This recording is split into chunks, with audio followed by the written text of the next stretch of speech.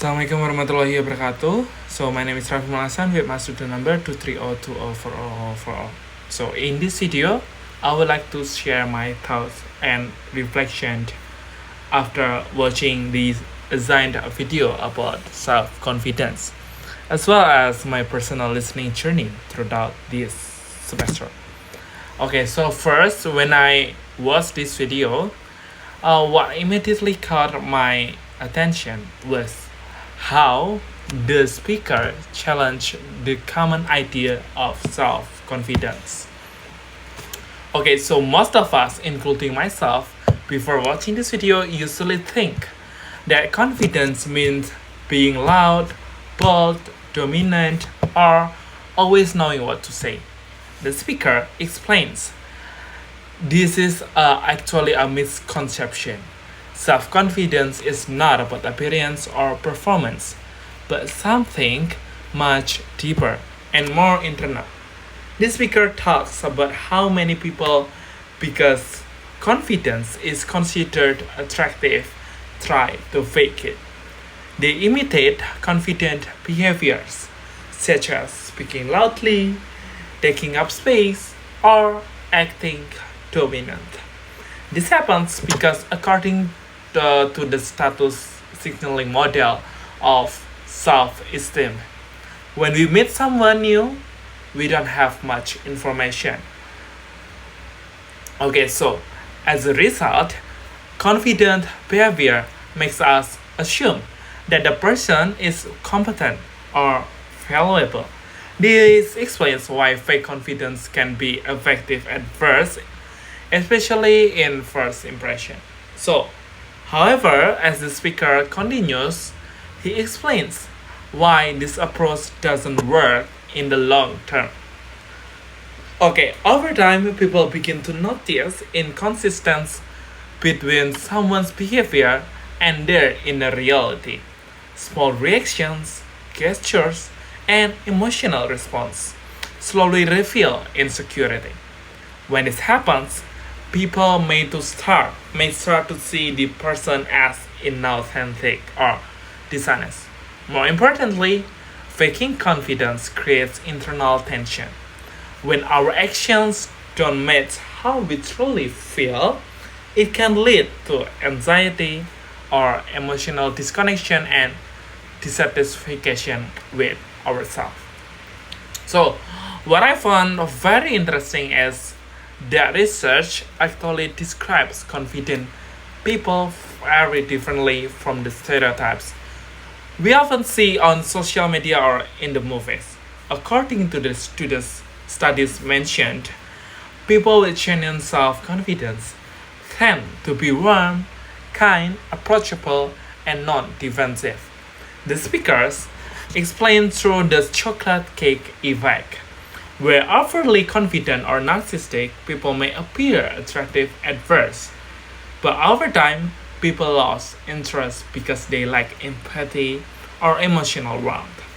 This made me realize that real confidence is not about being extreme, but about being balanced and authentic.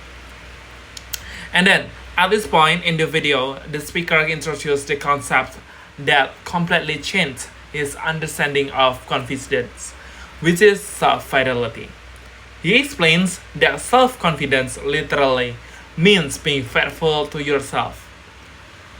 This idea really resonated with me. According to the speaker, you don't need to feel amazing or perfect to be confident. Instead, confidence comes from knowing who you are, understanding what you feel, and acting in line with that truth, even when it feels uncomfortable. The speaker gives simple but powerful, such as speaking honestly in discussions, and then expression discomfort in relationship, and then stopping people pleasing behaviors. Okay, so he also explains that the biggest internal conflict humans face is the tension between wanting to be accepted and wanting to be authentic. Many of us choose acceptance because what? Because we are afraid of being judged or rejected. However, the speaker argues that true self confidence appears when we choose authenticity, even when there is a risk involved. In my opinion, this message is very relevant for college students in Indonesia. In social environment, many students are known for being people pleasers and worrying too much about how they are perceived by the others. In academic sets, the strong hierarchy between lecturers and students can make students hesitate to express ideas, opinions, or concerns. The concept of self fidelity can help students understand that confidence doesn't being disrespectful, but being honest and prepared while staying true to themselves. Okay, so this idea also changed the way I think personally about fear and doubt. Many students talk about fear of failure, but for me personally, it is more about hesitation and self doubt. After watching this video, I realized that confidence doesn't mean eliminating doubt. Instead, it means continuing to act according to your even when you feel unsure. I have experienced avoiding explaining non-academic matters, such as program plans or agendas, to lecturers because I was afraid of being judged. From this video, I learned to to being authentic and well prepared is more important than trying to I think appear confident. Okay, so to manage self-doubt, what helps me the most is preparing early and truly understanding what I want to explain. When I feel ready, I can calm myself and focus on being honest rather than trying to impress the others. This approach feels more sustainable and more aligned with the idea of self fidelity. Okay, so the speaker also explained how authenticity creates deeper and healthier about relationships. When people are honest and true about themselves, it builds trust, emotional safety, and connection. This applies not only to romantic relationship, but also friendship and academic.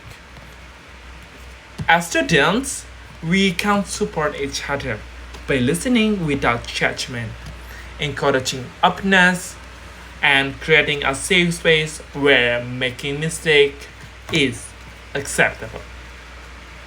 Finally, reflecting on my critical listening journey, my experience in high school was very limited, I think, because listening activities in English were rare, and because of that, I often felt insecure or less confident when listening.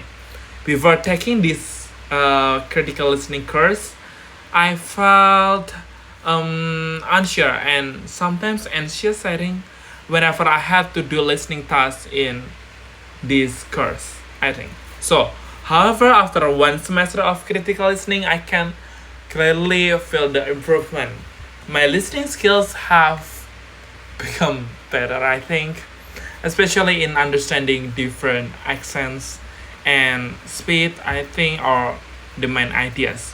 The frequent listening tests helped me get used to listening in English, and over time, my confidence increased. What I really appreciate from this course is that the listening materials are not only focused on testing listening skills, but also contain meaningful content, especially self improvement topics. Many of the listening tasks are taken from motivational or self development videos, which made the assignments feel more engaging and relevant to real life. Because of that, I felt more motivated to do this task, not only to complete the assignment, but also because I genuinely want to understand the message of the video. And I think this approach helped me realize that listening is not just about answering questions correctly, but also about gaining insights and reflecting on myself. In a way, this course did not only improve my listening ability, but also help me grow personally, especially in terms of mindset, confidence, and self awareness. Because of this positive experience, I now feel more confident when listening compared to the beginning of this semester. Then my listening goal after this semester is to continue improving my comprehension, especially for academic and real life English.